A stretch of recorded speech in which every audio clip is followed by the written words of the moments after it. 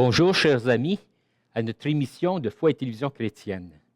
Notre conférencier, l'abbé François Kimbunge, nous présente la 4e tranche de son enseignement.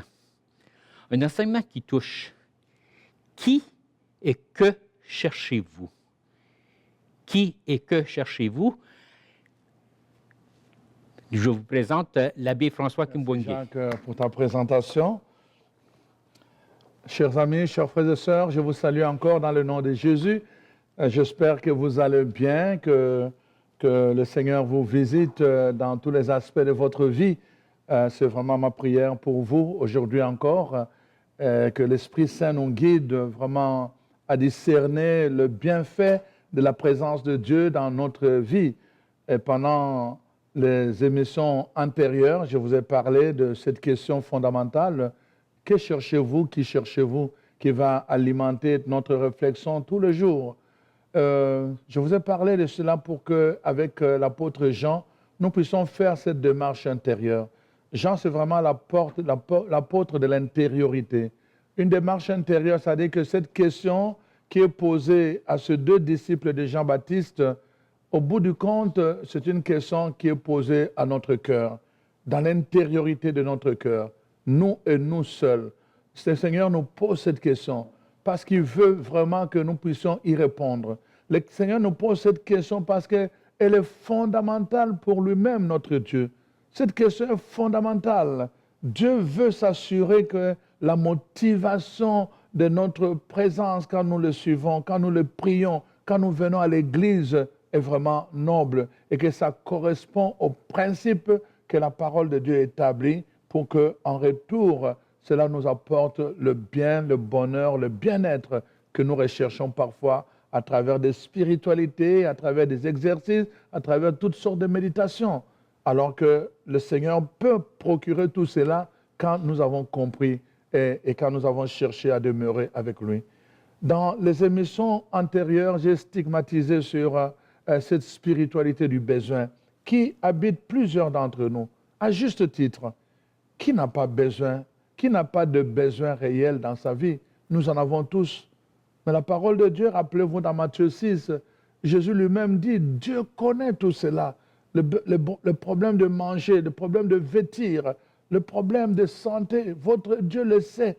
Il sait tout cela. Il dit, vous cherchez d'abord le royaume et tout le reste vous sera donné par surcroît. Donc, en fait, tout l'enseignement que Jean nous donne, il veut nous amener à entrer dans cette profondeur dont j'ai parlé, n'est-ce pas, dans la dernière émission, où le profondeur appelle le profondeur. Dieu, qui est l'autre profondeur, veut rejoindre notre profondeur du cœur. Et cette profondeur, c'est d'abord la question du cœur, voyez-vous. Le reste, Dieu s'en occupe. À partir du moment où nous avons découvert cette relation avec lui et que nous avons recherché cette présence au quotidien, Dieu prend soin de nous parce qu'il a promis. Il commence à régner sur tous les aspects de notre vie. Il devient roi et sauveur, mais sur tous les aspects de notre vie. Mais à partir du moment où nous apprenons à demeurer en sa présence, lui s'occupe de nous. Il nous assure le refuge, l'abri, il bénit le travail de nos mains, il bénit notre maison, notre mariage, il bénit nos enfants, et le fruit de nos entrailles, il devient béni, il bénit beaucoup de choses, il s'occupe de toutes ces choses-là, il change notre position, nous dit la parole de Dieu. Si nous étions dans l'accueil, il nous amène dans la tête, si nous étions dans l'échec, il nous amène dans la réussite, si nous étions toujours en train de mendier, il change notre position pour que nous puissions à notre tour bénir d'autres personnes. Ça, c'est la promesse que Dieu donne. Il va envoyer ses anges camper autour de ses bien-aimés. Tout ça, c'est Dieu qui le fait. Il envoie ses anges. Pendant que nous dormons, ces anges sont là autour de nous. Nous ne nous en rendons même pas compte, mais ils sont là pour nous protéger.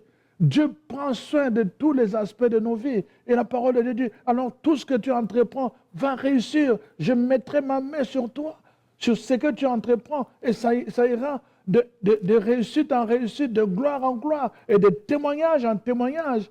Dieu prend soin de toutes ces choses-là, mais seulement, d'abord, quand nous avons établi cette relation avec lui et quand nous avons appris à demeurer en sa présence. Voilà pourquoi l'apôtre Jean nous amène dans cette intériorité.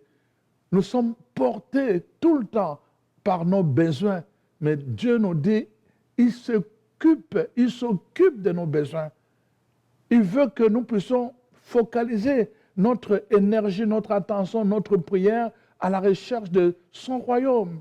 Et comme je viens de vous dire, n'est-ce pas, pendant l'émission, je venais de dire dans l'émission qui a précédé, n'est-ce pas, que Jésus a pris le temps d'enseigner à ceux qui ont demeuré avec lui pendant 3 ans, il leur a enseigné le secret du royaume.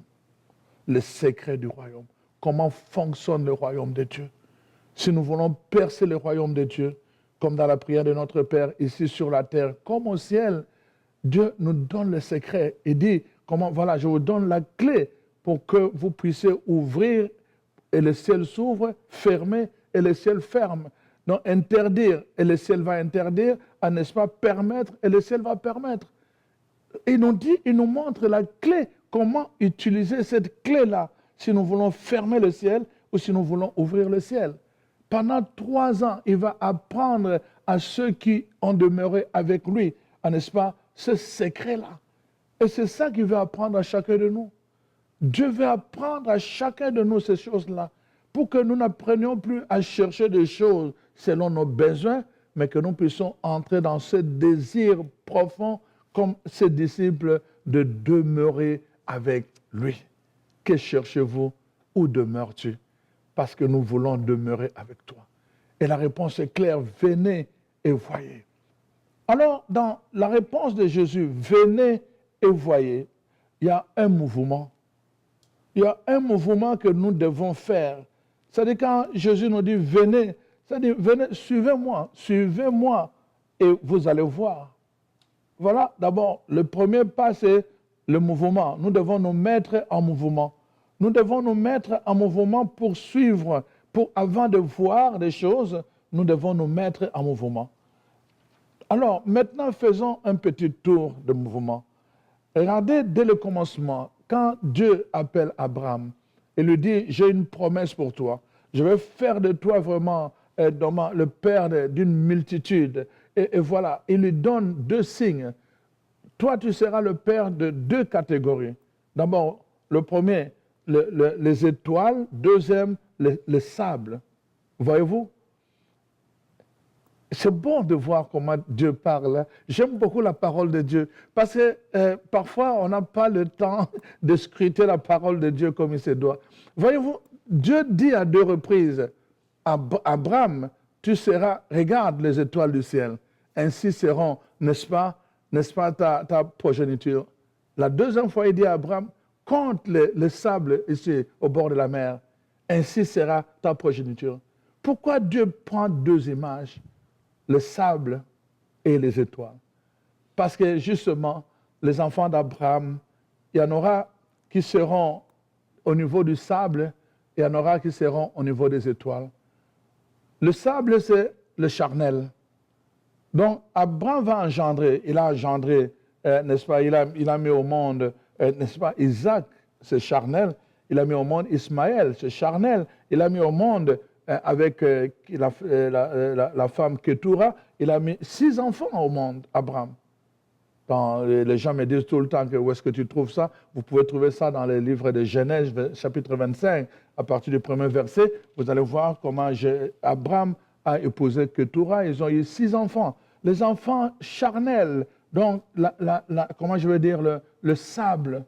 Mais Dieu lui dit aussi qu'il y a aussi les étoiles, c'est-à-dire les enfants spirituels.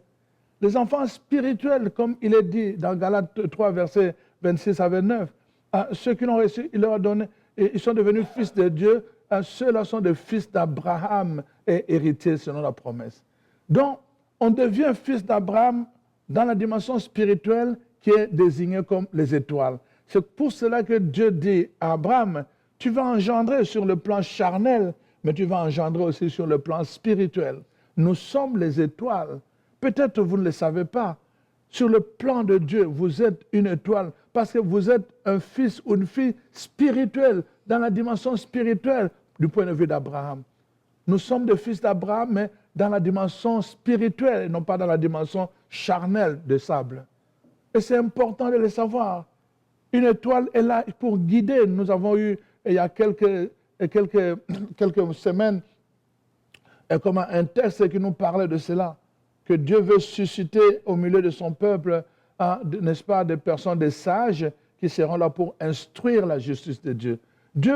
Et ces gens-là seront comme des étoiles. Ils seront là comme des étoiles. Nous connaissons le rôle des étoiles. L'étoile de Bethléem qui a guidé les mages qui sont venus de partout. Et l'étoile les a guidés vers qui? Vers Jésus. Vous êtes des étoiles. Tu es une étoile, mon frère. Tu es une étoile, ma soeur. Ton rôle, tu es là pour guider les gens qui sont des rois, qui sont partout, le guider à reconnaître en Jésus, dans cet enfant, Jésus, le Messie, le Sauveur du monde. C'est ça, tu es une étoile du point de vue de Dieu. Tu es fille d'Abraham, tu es fils d'Abraham, parce que tu es une étoile et tu as le rôle de diriger les gens qui sont autour de toi à reconnaître qui est Jésus, où demeure-t-il. Mais tu ne peux le faire que si d'abord toi-même, tu as découvert et tu as trouvé où demeure Jésus dans ta propre vie. Tu ne peux pas briller comme une étoile pour désigner Jésus si toi-même tu ne l'as pas rencontré, si toi-même tu n'as pas trouvé là où demeure Jésus, où tu peux apprendre de lui les secrets du royaume. Ça prend un mouvement, voyez-vous. Donc, pour aller, ça prend un mouvement. Et les gens doivent quitter. Et qu'est-ce que Dieu va dire à Abraham? Le premier mot qu'il va lui dire, avant même qu'il puisse engendrer, il va lui dire, tu dois quitter ton père et ta mère, la maison de ton père et de ta mère, parce qu'ils sont des idolâtres. À cause de leur idolâtrie, tu dois quitter la maison de ton père et de ta mère. Il devait quitter, se mettre en mouvement vers le lieu que Dieu lui-même allait lui montrer. Donc, suivre Jésus, quand Jésus dit « suis-moi », il y a un mouvement, c'est-à-dire qu'il y a un point de départ que tu dois quitter. Et la parole de Dieu dit, ils ont abandonné leur premier maître. Ils ont abandonné Jean-Baptiste pour suivre Jésus. Le mouvement, tu dois abandonner quelque chose. Tu dois abandonner quelqu'un. Tu ne peux pas suivre Jésus tout en continuant à aller consulter les cartes. Tu ne peux pas suivre Jésus tout en allant continuer à faire d'autres spiritualités. Tu ne peux pas suivre Jésus en allant continuer à faire d'autres pratiques, des méditations transcendantales. Tu ne peux pas combiner les deux. Suis-moi, ça signifie d'abord, tu dois abandonner, tu dois quitter quelque chose, tu dois quitter quelqu'un. Abraham a quitté la maison de son père et de sa mère. Les deux disciples ont quitté leur maître Jean-Baptiste. Tu dois quitter quelque chose. Le problème qu'on a aujourd'hui, c'est que les gens viennent à Jésus avec tout leur bagage antérieur, et à cause de cela, il y a un mélange, trop de mélange dans leur foi. Et ils ne savent plus, ils n'expérimentent plus rien, parce que justement, ils ne savent plus à qui s'adresser. Tu dois quitter une pratique, tu dois quitter une façon de faire, tu dois quitter une façon de prier, tu dois quitter une expérience de spiritualité, tu dois quitter quelque chose. Jésus te dit aujourd'hui, suis-moi. Tu voulais savoir où il demeure. La première chose, suis-moi et tu verras. Suis-moi et tu verras. Tu ne cherches pas à voir d'abord avant d'avoir quitté. Tu dois d'abord quitter avant de voir. Suis et vois. Viens et vois. C'est ça que Jésus te dit aujourd'hui. C'est un mouvement que tu dois faire. Tu dois sortir de l'agitation. Il y avait de l'agitation, le viens et vois, viens et va. L'agitation de la vie. Il y avait des frustrations de la vie. Il y avait les sollicitations de la vie. Jésus leur dit, viens, venez, en écart, venez. Sortez de là, quittez ces agitations. On doit quitter toujours quelque chose parce que sinon, ça va être un obstacle dans notre relation avec Dieu, avec Jésus-Christ. Dans le lieu où il demeure, nous avons besoin vraiment d'être libres et libérés dans notre pensée, dans notre cœur et dans notre être tout entier. C'est pour cela que le Seigneur te demande, tu dois quitter, quitte ton père et ta mère. Remarquez, quand Dieu se sert de Moïse, c'est la même chose. Moïse était dans le palais royal. Moïse était dans la maison de Pharaon. Lui n'avait rien à perdre. C'était le peuple qui était esclave. Moïse n'était pas esclave. Il n'avait rien à perdre. Il était bien. Mais seulement il était un étranger tout en étant là. Voyez-vous, Dieu, quand il va utiliser Moïse, la première chose, Moïse devait fuir la maison de Pharaon. Il a fui la maison de Pharaon.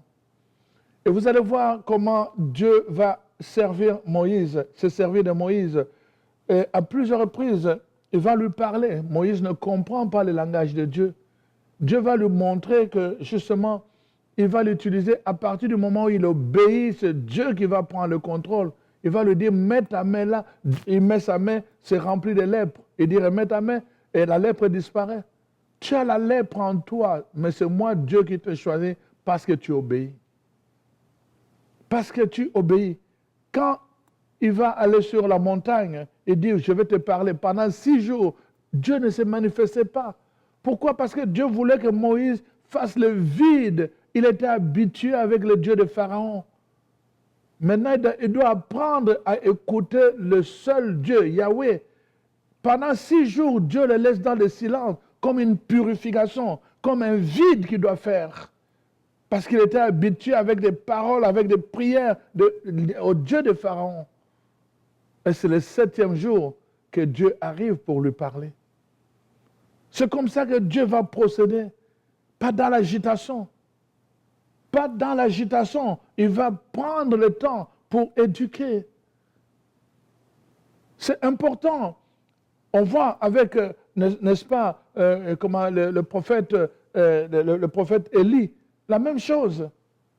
Après avoir fait la démonstration, n'est-ce pas, de la puissance de Dieu, Jézabel lui en veut, il s'enfuit. Il quitte le palais. Il quitte le pays d'Akab. Et il s'en va dans le désert. Et finalement, Dieu se manifeste à lui et dit, je vais te voir. Ben, il va au mont Horeb. Et la parole de Dieu nous montre comment il attendait Dieu.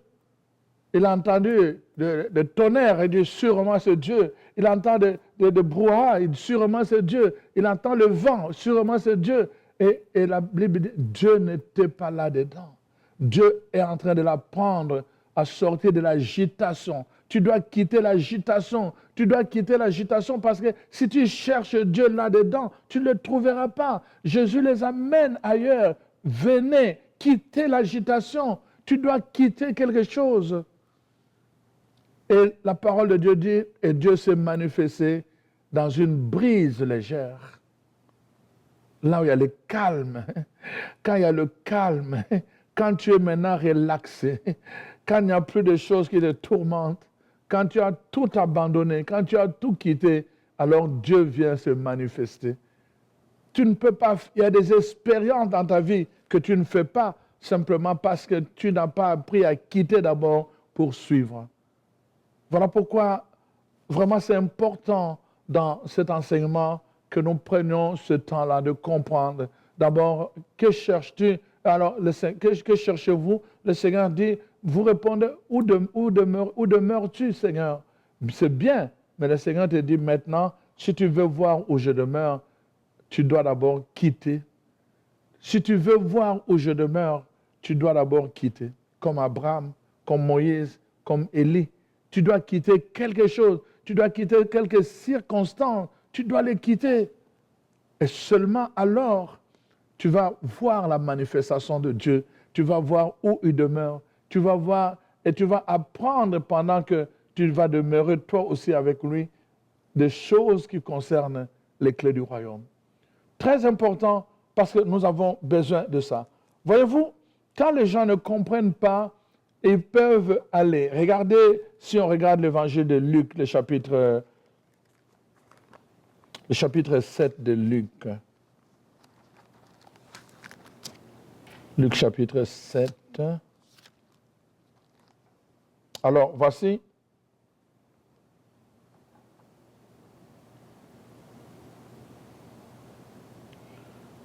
La parole de Dieu, c'est...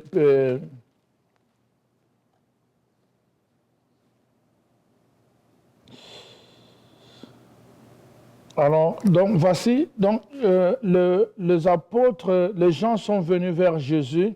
Alors, Jésus leur pose cette question. Qu'êtes-vous allé chercher dans le désert? Qu'êtes-vous donc allé chercher dans le désert? Un roseau qui est agité par le vent?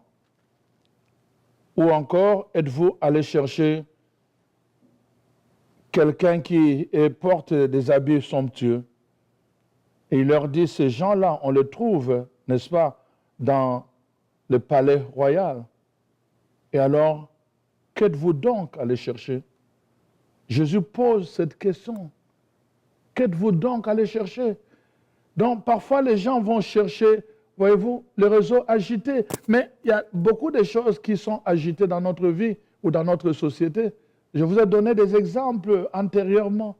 Comment parfois les gens vont entendre parler de quelqu'un ou d'un groupe et parce que ça fait fureur. Alors donc, ils vont courir là-bas pour aller chercher, Ils vont aller chercher. Mais qu'est-ce qu'ils sont allés chercher là-bas? De l'agitation, tout simplement. Jésus pose cette question. Qu'est-ce que vous êtes allé chercher? Est-ce que vous êtes allé chercher quelqu'un aux habits somptueux? Alors donc, ces gens-là, c'est au palais qu'il faut aller les chercher. Il y a des endroits, Dieu n'est pas là. Il y a des endroits, Dieu n'est pas là. Vous allez chercher des personnes, peut-être à cause de leur éloquence, comme je disais, à cause de leurs prestations, mais peut-être Dieu n'est pas là. Vous savez, il y a des gens comme ça, Dieu les avait abandonnés, comme Samson. Il avait l'onction de Dieu. Mais à partir du moment où il n'a plus marché selon les principes de Dieu, Dieu l'avait abandonné. Samson pensait toujours avoir l'onction de Dieu, jusqu'au moment où il a été surpris, il a été arrêté, et on a troué ses yeux, on a crevé ses yeux, n'est-ce pas? Et il s'est retrouvé avec des chaînes, lui qui portait l'onction de part. Donc on peut aller voir des choses, on peut aller voir des gens, on peut aller voir des événements, mais parfois c'est juste de l'agitation du point de vue de Dieu. Et Jésus nous pose aussi cette question-là. Qu'êtes-vous allé chercher à cet endroit? Qu'êtes-vous allé chercher? Alors donc, c'est important, l'importance c'est quoi? C'est que notre motivation, comme nous le révèle l'évangile de Jean, doit être vraiment noble quand nous cherchons Dieu en particulier. Quand nous le cherchons en particulier. Donc, cette question-là, on montre que les gens peuvent aller à un endroit de bénédiction, mais pour un autre motif.